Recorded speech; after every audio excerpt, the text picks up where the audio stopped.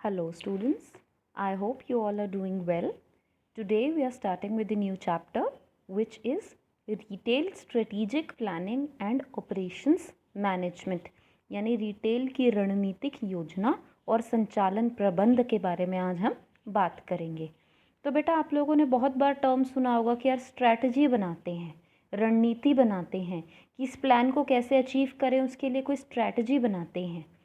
तो हम क्या करते हैं, हम सबसे पहले किसी भी ऑब्जेक्टिव या किसी भी हमारा ड्रीम है उसको अचीव करने के लिए क्या बनाते हैं, हम बनाते हैं एक प्लान। तो इस प्लान से जो ऑब्जेक्टिव्स जो अचीव करने हैं उसके लिए हम क्या यूज़ करते हैं, उसके लिए हम यूज़ करते हैं एक स्ट्रैटेजी, एक रणनीति का इस्तेमाल करते हैं। तो आपने देखा होगा आजकल हर जगह हम स्ट्रैटेजीज़ ही बना रहे हैं। कोई भी बिज़नेस है, कोई भी मैनेजर है, वो कभी प्रोडक्शन की स्ट्रैटेजी बनाता है, कभी फाइनेंस की स्ट्रैटेजी बनाता है, कभी प्रोडक्ट की स्ट्रैटेजी बनाता है, कभी मार्केटिंग की स्ट्रैटेजी बनाता है। तो स्ट्रैटेजी हमारी ज़िंदगी का पार्ट एंड पार्सल बन गई है। तो अगर हम इस शब्द के बारे में बात करें तो बेटा जो शब्द है strategy, it has been derived from a Greek word. जो स्ट्रैटेजी शब्द है वो एक ग्रीक शब्द से आया था जिसका नाम था स्ट्रेटेजोस। स्ट्रेटेजोस, इसका क्या मतलब था? Strategos was an army general who used to take military action. तो जो मिलिट्री एक्शन है उसके लिए जो सैनिक कार्रवाई है उसकी जो भी प्लानिंग की जाती थी वो ये स्ट्रेटेजोस करता था। तो पहले के टाइम पर स्ट्रैटेजी जो है इस शब्द का मिलिट्री ऑपरेशंस, मिलिट्री की जो बैटल फील्ड है उससे बात की जाती थी, उससे रिलेटेड यूज़ किया जाता था। लेकिन बेटा अब अगर एक बात करें हम कि क्या हमारी मार्केट एक बैटल फील्ड से कम रह गई है, एक सैन्य अभियान से कम रह गई है, कि हमारी जो कंज्यूमर मार्केट है वहाँ कंटिन्यूसली अलग अलग रिटेलर्स के बीच में लड़ाई चलती रहती है कंपटीशन के फॉर्म में कि किसके पास ज़्यादा मार्केट शेयर आएगा। तो जो हमारी कंज्यूमर मार्केट है वो भी एक बैटल फील्ड बन गई है और इसके अंदर प्लानिंग करना, एक्शन लेना, इसे हम क्या कहेंगे? इसे हम कहेंगे स्ट्रैटेजी। तो अगर हम स्ट्रैटेजी की विशेषताओं की, कैरेक्टरिस्टिक्स की बात करें तो आप देखिए it is done by top level management. Obvious सी बात है बेटा, प्लानिंग है तो हमारे जो उच्च स्तरीय प्रबंधन है वही इसके बारे में डिसीजंस लेगा। It is a continuous process. ऐसा नहीं है बेटा बिजनेस शुरू किया, स्ट्रैटेजी बनाई और चलते बने, ये तो चलता ही रहेगा, सतत प्रक्रिया ही है ये। It provides the framework within which an organization works. ये एक ओवरऑल स्ट्रक्चर, एक ओवरऑल ढांचा प्रोवाइड कर देते हैं बेटा जिसके अंदर आपकी ऑर्गेनाइजेशन काम करेगी। तो ओवरऑल प्लान्स हैं ये जिसको अचीव करने के लिए ऑर्गेनाइजेशन काम करेगी। It decides the direction of organizational work, कि हमारी जो ऑर्गेनाइजेशन है वो किस दिशा में काम करेगी, हमारा जो संगठन है उसके कार्य करने की दिशा कौन डिसाइड करेगा? उसकी स्ट्रैटेजी डिसाइड करेगी। And it decides the long run objectives of an organization and the ways to achieve these objectives. दोनों चीज़ डिसाइड करते हैं बेटा ये, लॉन्ग रन ऑब्जेक्टिव्स भी एक ऑर्गेनाइजेशन के और उन्हें कैसे अचीव करना है ये भी स्ट्रैटेजी ही बताएगी।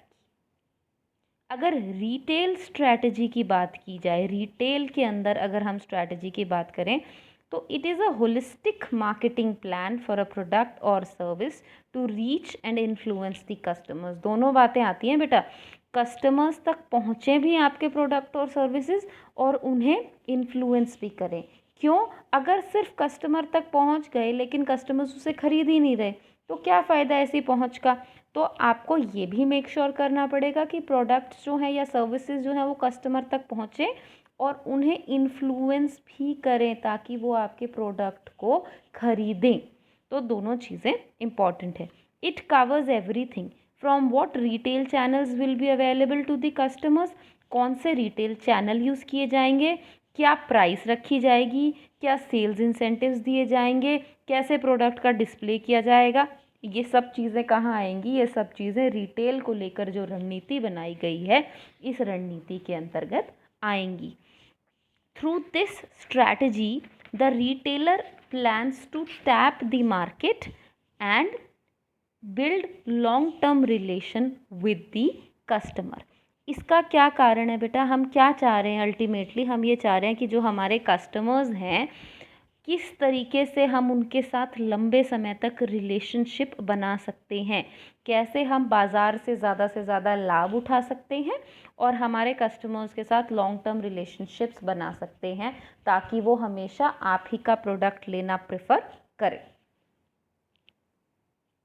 इसके बाद बात करते हैं बेटा हमारी प्राइमरी रिटेल स्ट्रैटेजी। हमारी बेटा बहुत सारी रिटेल स्ट्रैटेजीज़ हो सकती हैं, कुछ हमारे कंट्रोल के वेरिएबल से हो सकती है, कुछ हमारे कंट्रोल के वेरिएबल से बाहर भी हो सकती हैं। अगर प्राइमरी रिटेल स्ट्रैटेजीज़ की बात की जाए तो जो सबसे इम्पॉर्टेंट है, जो सबसे पहले आती है, वो है हमारी स्टोर की लोकेशन, कि हमारा स्टोर कहाँ पर लोकेट किया जाएगा।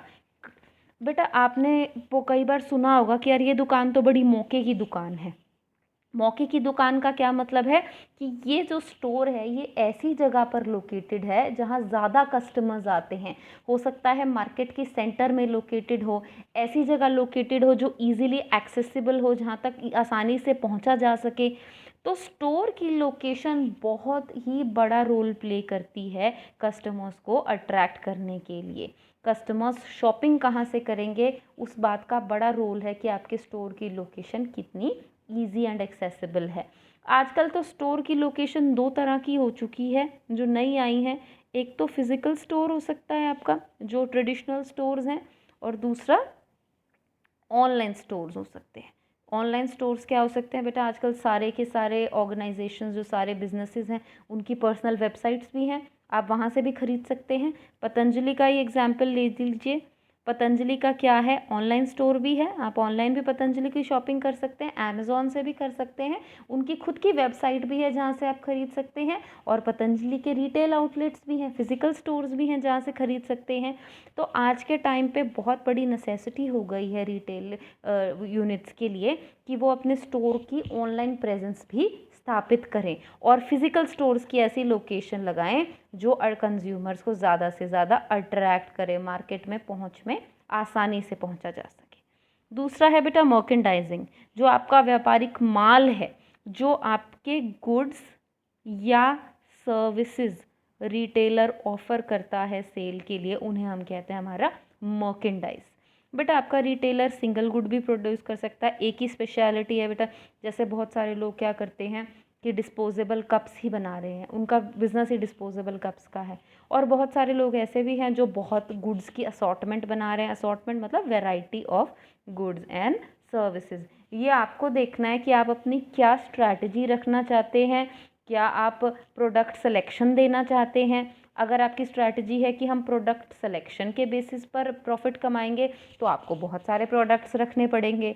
अगर आपकी स्ट्रैटेजी है कि हम स्पेशलाइजेशन के बेसिस पर प्रॉफिट कमाएंगे तो आप अपना एक सिंगल स्पेशलाइज्ड गुड भी रख सकते हो। तीसरा है बेटा प्राइस।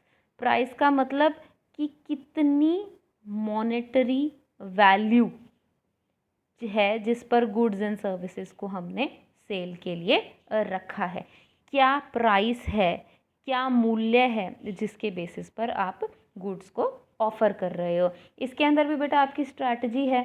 अगर आप मार्केट लीडर बनना चाहते हो तो आप हो सकता है कम प्राइस पर सामान बेचो, लेकिन अगर आप स्किमिंग प्राइसिंग स्ट्रैटेजी यूज़ करना चाहते हो कि आप ये चाहते हो कि फ़र्स्ट हम क्रीम ले लें और उसके बाद बाकी लोग प्राइसेस सस्ती कर दें, इनिशियली हम प्राइस महंगी करके बहुत सारा पैसा कमा लें और फिर धीरे धीरे हम अपनी प्राइस को सस्ता कर दें। तो वो डिपेंड करेगा बेटा आप क्या स्ट्रैटेजी यूज़ कर रहे हो, उसके बेसिस पर आप अपनी प्राइसिंग डिसाइड कर सकते हो।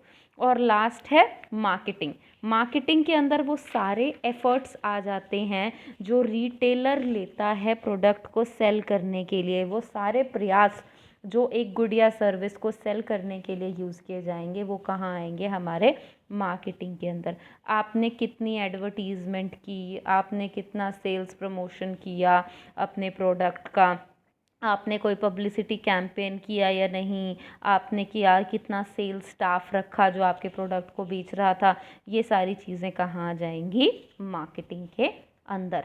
तो आपको ये चीज़ तो समझ आ ही गई होगी कि रिटेलिंग के अंदर हमारे ये 4 पिलर्स हैं, ये 4 स्तंभ हैं जिनके ऊपर सारा रिटेलिंग का प्रोसेस जो है वो रिवॉल्व करता है। तो ये सारी की सारी चीज़ों को ध्यान में रख के हम अपनी स्ट्रैटेजीज़ को बनाएंगे। अब बात करते हैं बेटा हमारा स्ट्रेटेजिक रिटेल प्लानिंग प्रोसेस, कि हम किस तरीके से रिटेल स्ट्रैटेजी फॉर्मुलेशन क्या होगा बेटा, हम अपने लॉन्ग टर्म ऑब्जेक्टिव्स सेटअप करते हैं ताकि हम बिज़नेस के अंदर जो अच्छे अवसर हैं उन्हें ढूंढ सकें और जो थ्रेट्स हैं, जो खतरे हैं, उन्हें मिनिमाइज़ कर सकें। तो एक रिटेल के स्ट्रैटेजी के लिए प्लानिंग के प्रोसेस के अंतर्गत किन किन स्टेप्स से हमें गुजरना पड़ेगा, हम उनके बारे में बात करते हैं। सबसे पहले स्टेप क्या है हमारा, firstly we have to define the businesses mission and vision. मैंने आपको बताया था हमारा विजन क्या होता है बेटा, हमारा ड्रीम क्या है, हमारा लॉन्ग रन ऑब्जेक्टिव क्या है, हम क्या अचीव करना चाहते हैं फ्यूचर के अंदर। ये किस चीज़ में आएगा, ये आएगा हमारे बिजनेस के विजन के अंदर, दूरदर्शिता, फ्यूचर को लेकर हमारा क्या ड्रीम है। और हमारा मिशन क्या है, हमारा मिशन होता है बेटा कि क्या पर्पज़ है, करंटली हम क्या अचीव करना चाहते हैं, हमारा क्या लक्ष्य है बिजनेस का, वो कहाँ आएगा, वो आएगा हमारा मिशन के अंदर। तो सबसे पहले आपको दोनों चीज़ें दिखानी पड़ेंगी कि आपका ड्रीम क्या है और उस ड्रीम को अचीव करने के लिए आपने क्या मिशन बनाया है, क्या प्लान ऑफ एक्शन बनाया है, करंटली आप अपने बिजनेस के लिए क्या क्या करेंगे। तो सब आपने डिफाइन कर दिया अपने बिजनेस का मिशन एंड विजन। उसके बाद बेटा आप क्या करेंगे, सिचुएशनल एनालिसिस कंडक्ट करेंगे। क्या करना पड़ेगा, अब आपको देखना पड़ेगा, रिटेलर को सेल्फ एनालिसिस करना पड़ेगा कि आपकी खुद की स्ट्रेंथ्स वीकनेसेस क्या हैं, आपको किस तरह के थ्रेट से गुजरना पड़ रहा है, किस तरह के अवसर हैं मार्केट के अंदर। फिर आपको मार्केट एनालिसिस करना पड़ेगा कि मार्केट की क्या सिचुएशन चल रही है, आपको मार्केट में क्या इन्वायरमेंट चल रहा है। और आपको कंपेटिटर एनालिसिस करना पड़ेगा कि आपके जो कंपेटिटर्स हैं वो कौन कौन हैं, उनकी क्या क्या स्ट्रैटेजीज़ हैं, उनके क्या क्या बिजनेस करने के तरीके हैं। आपको ये सारे एनालिसिस करने पड़ेंगे जो सिचुएशनल एनालिसिस में आएंगे। इन तीनों एनालिसिस को हम आगे डिटेल में डिस्कस करेंगे। जब आपने सिचुएशन विजन एंड मिशन भी बना लिया, फिर सिचुएशन का एनालिसिस भी कर लिया, इसके बाद आप क्या करेंगे, इस एनालिसिस के बेसिस पर स्ट्रेटेजिक ऑल्टरनेटिव्स आइडेंटिफाई करेंगे। आप क्या करेंगे, आपने स्ट्रेंथ्स एंड वीकनेसेस अपने बिजनेस की तो आइडेंटिफाई कर ली एक्सटर्नल एनवायरनमेंट के रिलेशन में। अब उसके बेसिस पर उस मार्केट को एक्सप्लॉइट करने के बाद आपको क्या क्या ऑल्टरनेटिव्स मिले, उनके बारे में आप क्या करेंगे, उनके बारे में कितने विकल्प मिले आपको, क्या क्या, उन्हें हम आइडेंटिफाई करेंगे। इस ऑल्टरनेटिव की वैल्यूएशन के लिए एक मैट्रिक्स आता है बेटा जिसे हम कहते हैं एनसॉफ्स मैट्रिक्स। हम इस मैट्रिक्स को आगे डिटेल में डिस्कस करेंगे, एक बार पहले हम ये प्रोसेस को डिस्कस कर लेते हैं। इसके बाद है establishment of objectives and allocation of resources. भाई हमने मिशन भी बना लिया, विजन भी बना लिया, उनको लेकर जो एनालिसिस करने थे वो एनालिसिस भी कर लिए, अलग अलग विकल्पों की पहचान भी कर ली। अब हम क्या करेंगे, अब हम बनाएंगे ऑब्जेक्टिव्स। ऑब्जेक्टिव्स क्या होते हैं बेटा, ऑब्जेक्टिव्स बेसिकली जो हमारी मिशन स्टेटमेंट थी उसको अचीव करने के लिए, उनको अचीव करने के लिए जो गोल्स बनाने होते हैं उन्हें हम क्या कहते हैं, ऑब्जेक्टिव्स। ये हमें क्या प्रोवाइड करते हैं बेटा, ये हमें ये प्रोवाइड करते हैं कि कैसे हम अपने सारी चीज़ों को, अपने मिशन को, अपने विज़न को फाइनली अचीव करेंगे। तो हमने अपने लक्ष्यों को जो है, मिशन जो बनाया था, उनको किस तरीके से प्राप्त करना है, ये हम ऑब्जेक्टिव्स के अंदर स्पेसिफाई करेंगे। ऑब्जेक्टिव्स शॉर्ट टर्म भी हो सकते हैं, ऑब्जेक्टिव्स लॉन्ग टर्म भी हो सकते हैं। जो शॉर्ट टर्म ऑब्जेक्टिव्स होंगे ना, कभी भी नोट करना, वो बहुत स्पेसिफिक इन नेचर होंगे। क्यों, क्योंकि हमें पता है कि कल हम क्या करेंगे या एक हफ्ते बाद हम क्या करेंगे, तब तक का हमने एक प्लान बना रखा होता है। लेकिन जो लॉन्ग टर्म ऑब्जेक्टिव्स होते हैं ना, वो इतने स्पेसिफिक नहीं होते, वो थोड़े से जनरल होते हैं। क्योंकि फ्यूचर के बारे में किसे पता है, फ्यूचर तो अनसर्टेन है। तो इसीलिए हम दोनों तरह के ऑब्जेक्टिव्स बना सकते हैं। अल्टीमेट एम क्या है हमारा इन ऑब्जेक्टिव्स को बनाने का? हम एक स्टैंडर्ड रखना चाहते हैं, एक मानक निर्धारित करना चाहते हैं जिससे हम परफॉर्मेंस मेजर कर सकें। जैसे अगर मेरा ऑब्जेक्टिव है कि मैं ब्रेक इवन अचीव कर लूँगी 2 सालों में, यानी 2 सालों में मैं इतनी यूनिट्स सेल कर दूँगी जिससे मेरा प्रॉफिट और नो प्रॉफिट नो लॉस की सिचुएशन आ जाएगी। तो ये मेरा ऑब्जेक्टिव है। अगर 2 साल तक मैंने ये अचीव कर लिया तो इसका मतलब मेरी परफॉर्मेंस अच्छी थी। अगर मैंने नहीं अचीव किया तो इसका मतलब मेरी परफॉर्मेंस उम्मीद के जितनी अच्छी नहीं थी। अब ऑब्जेक्टिव्स बनाने के बाद हम क्या करेंगे, उनको कुछ रिसोर्सेज भी देंगे। 2 तरह की रिसोर्सेज देनी पड़ सकती हैं बेटा, फाइनेंशियल रिसोर्सेज और ह्यूमन रिसोर्सेज। आपको पता है फाइनेंशियल रिसोर्सेज तो देनी ही पड़ेंगी। रिटेल स्टोर है, रिटेल स्टोर में रेंट भी होगा, वो भी आपको भरना पड़ेगा। अगर आपने एम्प्लॉयज़ हायर कर रखे हैं, उन एम्प्लॉयज़ को सैलरी देनी है, वो भी आपको करनी पड़ेगी। जो सामान खरीद रहे हो आप, जिसको आप सेल करना चाह रहे हो, उस सामान की पेमेंट भी देनी पड़ेगी। तो फाइनेंशियल रिसोर्सेज इनको एलोकेट करेंगे, इनको प्रोवाइड करेंगे। और ह्यूमन रिसोर्सेज को कैसे आप एलोकेट करोगे? बहुत ज़रूरी है बेटा, आपको अलग अलग डिपार्टमेंट्स को एलोकेट करनी पड़ेंगी। प्रोडक्शन डिपार्टमेंट में कौन काम करेगा, फाइनेंस डिपार्टमेंट में कौन काम करेगा, सेल्स डिपार्टमेंट में कौन काम करेगा। इसके लिए आपको लोगों को रिक्रूट करना पड़ेगा, उनको ट्रेन करना पड़ेगा, उनको पैसा भी देना पड़ेगा, उनको मोटिवेटेड भी रखना पड़ेगा। ये सारे काम जो हैं रिसोर्सेज एलोकेशन के करने पड़ेंगे। इसके बाद हम क्या बनाएंगे? इसके बाद हम बनाएंगे रिटेल मिक्स। रिटेल मिक्स के अंदर हम क्या करेंगे बेटा? सबसे पहले स्ट्रैटेजी बनाई। स्ट्रैटेजी बनाने के बाद हम टारगेट मार्केट को डिफाइन करेंगे। टारगेट मार्केट क्या होती है बेटा? टारगेट मार्केट वो मार्केट है जिसको हम सर्व करना चाहते हैं, जिसको हम गुड्स देना चाहते हैं। तो टारगेट मार्केट वो स्पेसिफिक मार्केट सेगमेंट है जिसको हम गुड्स एंड सर्विसेज प्रोवाइड करना चाहते हैं। टारगेट मार्केट आइडेंटिफाई करने के लिए मैं क्या करूँगी? मैं पूरी मार्केट देखूँगी, इस मार्केट को मैं सेपरेट सब सेगमेंट्स में बांट दूँगी, अलग अलग सेगमेंट्स में। हो सकता है मैं कस्टमर की एज के हिसाब से बांट दूँ, हो सकता है मैं जेंडर के हिसाब से बांट दूँ। तो मैं किसी भी बेसिस के ऊपर मार्केट को सेगमेंट्स के में बांट सकती हूँ, और उनमें से हो सकता है मैं एक पर्टिकुलर सेगमेंट चूज़ कर लूँ कि ये जो है ये मेरा टारगेट मार्केट है। तो जब मैंने अपनी टारगेट मार्केट फिक्स कर ली, उसके बाद मैं क्या करूँगी? उसके बाद मैं उन्हें एक रिटेल मिक्स डेवलप करके दूँगी। रिटेल मिक्स का क्या मतलब है बेटा? रिटेल मिक्स का मतलब है कि हमने क्या सामान बेचना है, कौन सा मर्केंडाइज है जो सेलेक्ट किया है हमने, किस प्राइस पर बेचना है, कहाँ पर, कहाँ मैं अपना स्टोर लोकेट करूँगी, कहाँ क्या मैं उसके लिए एडवर्टीज़मेंट बनाऊँगी। ये सारी चीज़ें मेरे किस चीज़ में आ जाएंगी? मेरे रिटेल मिक्स के अंदर आ जाएंगी। रिटेल मिक्स बनाने के बाद मैं क्या करूँगी? मैं प्रोडक्ट की पोजीशनिंग करूँगी। पोजीशनिंग का मतलब होता है बेटा कि मैं, जो हमारा कस्टमर है, उसके माइंड में अपने प्रोडक्ट की क्या छवि बना रही हूँ जो हमारे कंपेटिटर्स के प्रोडक्ट की छवि से अलग होगी। यानी मेरे प्रोडक्ट में ऐसी क्या चीज़ डिफरेंट है, ऐसा मैं अपने कस्टमर के माइंड में डाल रही हूँ। तो हमारा रिटेल मिक्स बनने के बाद फाइनली हम अपनी स्ट्रैटेजी को इम्प्लीमेंट कर देंगे। हम अपना रिटेल स्टोर फाइनलाइज कर देंगे, वहाँ सामान बेचना शुरू कर देंगे, एडवर्टीज़मेंट करनी शुरू कर देंगे। ये सारी चीज़ें करके हमने जो रणनीति बनाई थी उसको इम्प्लीमेंट कर दिया। अब रणनीति को इम्प्लीमेंट करने के बाद हम लास्ट चीज़ क्या करेंगे?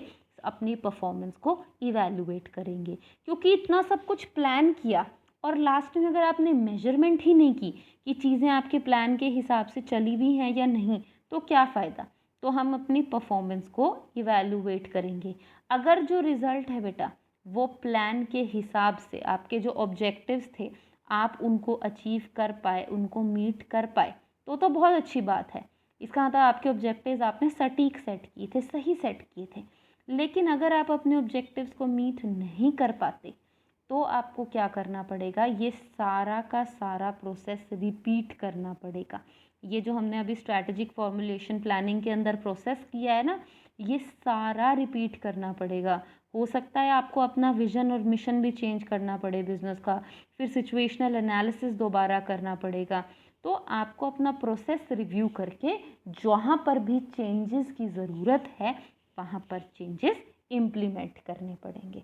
तो ये क्या था, ये था हमारा रिटेल का जो स्ट्रेटेजिक प्लानिंग प्रोसेस था, उसमें क्या क्या स्टेप्स यूज़ किए जाएंगे, ये वो स्टेप्स थे। अब बात करते हैं बेटा, अगर हमें इंटरनेशनली एक्सपैंड करना है तो वो किस तरीके से किया जाएगा। ग्रोथ के लिए हमारे पास ऑप्शन है इंटरनेशनल एक्सपेंशन का। तो पहले क्या होता था बेटा, पहले तो रिटेलर्स जो हैं वो अपने एक छोटे से विलेज से शुरू करते थे। जैसे हो सकता है एक किराना स्टोर है, एक छोटे से विलेज के अंदर उसने स्थापित किया है। जब वो अपने छोटे विलेज के अंदर सेटिस्फाई हो गया, अपना प्रोडक्ट उसका चलने लग गया, तो हो सकता है वो स्टेट लेवल पे काम करना शुरू कर दे। अगर वो स्टेट पर भी सक्सेसफुल होता है तो हो सकता है वो नेशनल लेवल पर काम करना शुरू कर दे, और अगर यहाँ से भी उसे आगे ग्रो करना है तो वो इंटरनेशनल लेवल पर भी काम करना शुरू कर सकता है। तो इंटरनेशनल एक्सपेंशन के बेटा दो कारण हो सकते हैं।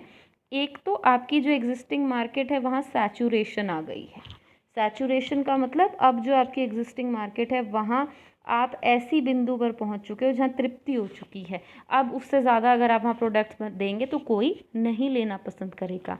और दूसरा हो सकता है आपने अपनी मार्केट में डोमिनेंस बना ली है। हो सकता है आप वहाँ पर पहुँच गए हैं कि अब आपकी इस मार्केट के अंदर पूरा प्रभुत्व स्थापित हो गया है। आपको पता है कि आप इस मार्केट के लीडर हैं। अब आप अपने पैसे को और कहीं यूटिलाइज करना चाहते हैं, इस बिज़नेस को बढ़ाना चाहते हैं, तो आप इंटरनेशनल लेवल पर जा सकते हैं। तो इंटरनेशनल एक्सपेंशन के लिए हमारे पास क्या क्या तरीके हैं जिसके थ्रू हम एक्सपैंड कर सकते हैं। सबसे पहले तो है बेटा एक्सपोर्टिंग।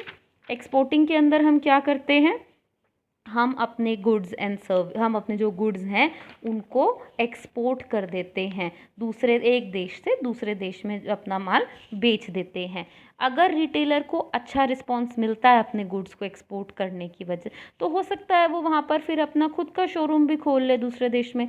तो ये एक आसान सा मेथड है और बड़ा पॉपुलर मेथड है कि अगर आप बहुत बड़े लेवल पे एक्सपेंशन नहीं करना चाहते, कहीं किसी नए देश में अपना बिजनेस स्थापित नहीं करना चाहते, तो कोई बात नहीं, आप अपने घर पे सामान बनाइए और नए देश में उसको बेचिए। तो पहला मेथड हमारा क्या था, एक्सपोर्टिंग। दूसरा मेथड है बेटा लाइसेंसिंग या फ्रेंचाइजिंग। लाइसेंसिंग के अंदर हम लोग क्या करते हैं, लाइसेंसिंग के अंदर एक रिटेलर दूसरे रिटेलर को अपने प्रोडक्ट या सर्विस को यूज़ करने का, उसका ब्रांड नेम यूज़ करने का, उसका ट्रेडमार्क यूज़ करने का क्या देता है, राइट देता है कि आप मेरे प्रोडक्ट का ब्रांड नेम यूज़ करके सामान बेचिए, मेरा ट्रेडमार्क यूज़ करके सामान बेचिए। अब कोई चीज़ फ्री में तो दी नहीं जाती, तो अगर एक ने अपना राइट दिया है तो दूसरा क्या देगा, इन रिटर्न उसको एक फ़ीस देगा कि अगर मैं आपका ब्रांड नेम यूज़ कर रहा हूँ तो मैं आपको इन रिटर्न ये कॉम्पनसेशन के तौर पर फीस प्रोवाइड करता हूँ। तो ये स्ट्रैटेजी क्यों क्यों बेटा इतनी इम्पॉर्टेंट है, ये तब बहुत पॉपुलर हो जाती है जब लाइसेंसिंग कंपनी, अगर मैं लाइसेंस दे रही हूँ तो क्या कारण हो सकता है मेरे पास इतनी फाइनेंशियल रिसोर्सेज ही नहीं हो कि मैं खुद तो दूसरी कंट्री में अपना बिजनेस एक्सपैंड नहीं कर सकती, लेकिन किसी और को तो सहायता कर, मतलब किसी और को तो दे सकती हूँ। तो इसीलिए मैंने क्या किया, मैंने अपना ब्रांड नेम किसी और को यूज़ करने के लिए दे दिया। दूसरा क्या कारण हो सकता है फॉरेन कंट्री ने कुछ रिस्ट्रिक्शंस लगा रखी हो कि आप हमारे कंट्री में आके बिजनेस नहीं कर सकते, तो भी तरीका अच्छा है कि वहीं की किसी कंपनी को लाइसेंस दे दिया जाए कि वो आपका ब्रांड नेम यूज़ करके सामान बनाती रहे। इसका क्या एग्जाम्पल था, फ्रेंचाइजीज में हमारे पास बहुत ईजी एग्जाम्पल है, आपको पता है मैकडोनल्ड्स है, सारे देश में बहुत सारे देशों में उन्होंने अपनी फ्रेंचाइजीज खोल रखी हैं। तीसरा है बेटा जॉइंट वेंचर्स। जॉइंट वेंचर्स क्या करते हैं, ये बेटा दो कंपनीज के बीच में अग्रीमेंट होता है जो इकट्ठी आती हैं कुछ फिक्स्ड पीरियड ऑफ टाइम के लिए, एक कोई पर्पस को अचीव करने के लिए। अब अगर हम इंटरनेशनल रिटेलिंग की बात कर रहे हैं तो यानी जो एक कंपनी ए होगी वो डोमेस्टिक कंपनी होगी और जो कंपनी बी होगी वो फॉरेन कंपनी होगी। ये दोनों कंपनीज क्या कर रही हैं, दोनों के बीच में एक एग्रीमेंट है कि ये मिलकर काम करेंगे कुछ डेफिनेट टाइम पीरियड के लिए। इसका एक एग्जाम्पल है बेटा, वॉलमार्ट ने किया था एक जॉइंट वेंचर इंडिया में भारतीय एंटरप्राइजेस के साथ। तो ये था हमारा भारतीय एंटरप्राइजेस के साथ वॉलमार्ट ने क्या किया था, जॉइंट वेंचर स्थापित किया था। जॉइंट वेंचर के बाद अगला ऑप्शन है बेटा mergers and acquisitions. Mergers and acquisitions आपको बहुत अच्छे से पता होगा, अगर दो बिजनेस सिमिलर साइज के और सिमिलर स्केल ऑफ ऑपरेशंस के इकट्ठे आकर एक नई कंपनी बनाते हैं तो उसे हम क्या कहेंगे, मर्जर कहेंगे। तो यहाँ क्या हो जाएगा कि एक डोमेस्टिक बिजनेस और एक फॉरेन बिजनेस अगर इकट्ठे आते हैं और एक नई कंपनी बनाते हैं तो वो इंटरनेशनल मर्जर हो जाएगा। और एक्विजिशन के अंदर क्या होता है बेटा, एक बिजनेस दूसरे बिजनेस को खरीद लेता है। यूजुअली जो बड़ा बिजनेस है, जो बिग बिजनेस है, वो स्मॉल बिजनेस को परचेज कर सकता है। जैसे रिटेलिंग के अंदर वॉलमार्ट ने अभी रिसेंटली आपने न्यूज़ में देखा होगा, वॉलमार्ट ने किसको एक्वायर किया था, एक बहुत बड़ा ई रिटेल हमारे पास ई कॉमर्स कंपनी है जिसे हम कहते हैं फ्लिपकार्ट। तो वॉलमार्ट ने किसको एक्वायर किया, फ्लिपकार्ट को एक्वायर किया। तो ये था हमारा मर्जर्स एंड एक्विजिशंस। इसके बाद जो लास्ट है बेटा वो है हमारी ऑर्गेनिक ग्रोथ। ऑर्गेनिक ग्रोथ क्या होती है बेटा, क्या समझ आता है ऑर्गेनिक ग्रोथ से? ऑर्गेनिक ग्रोथ एक प्रोसेस है एक्सपेंशन का जिसमें हम ग्रोथ अचीव करते हैं कंपनी के इंटरनल एक्टिविटीज़ से ही। हम बाहर का कोई तरीका नहीं यूज़ करते, किसी के साथ कोई अलायंस नहीं बनाते, किसी और को अपने काम में नहीं मिलाते। जैसे ऑर्गेनिक क्यों है बेटा, जब कोई ऑर्गेनिक प्रोडक्ट बनता है तो उसको किसी के साथ उसमें कोई केमिकल्स, हार्श केमिकल्स नहीं ऐड किए जाते। तो सिमिलरली यहाँ पर भी ये किसी और के साथ जुड़कर अपना काम नहीं करते हैं, ये खुद कंपनी की इंटरनल एक्टिविटीज़ पर फोकस करके, कंपनी की इंटरनल एक्टिविटीज़ में बढ़ावा देकर, उनका खर्चा कम करके, अपने बिजनेस का एरिया ऑफ ऑपरेशंस एक्सपैंड करके, अपना कस्टमर बेस बढ़ाकर ये क्या करते हैं, ग्रोथ को अचीव करते हैं। तो ये बेसिकली क्या करते हैं बेटा कि जो दूसरी कंट्री है, जो फॉरेन कंट्री है, वहाँ पर रिटेल का क्या फॉर्मेट है, उस फॉर्मेट को ये लोग कॉपी करते हैं और उस फॉर्मेट को कॉपी करके अपने आप में यूज़ करके ग्रो करते हैं। ये कहाँ बेनिफिशियल है बेटा, जब हमें कंट्रोल रखना होता है अपने पास तब ये बहुत बेनिफिशियल है। लेकिन इसकी जो ग्रोथ रहेगी वो एक तो स्लो रहेगी, क्यों, क्योंकि आप अपनी इंटरनल एक्टिविटीज़ के थ्रू ही ग्रो कर रहे हो, आप किसी का सहारा नहीं ले रहे हो। और दूसरा, इसके अंदर बहुत सारा इन्वेस्टमेंट भी ज़रूरी होगा, बहुत ज़्यादा निवेश की आवश्यकता होगी। क्लियर है? तो ये थे हमारे इंटरनेशनल एक्सपेंशन के मेथड्स। सो आज हम यहीं ख़त्म करते हैं हम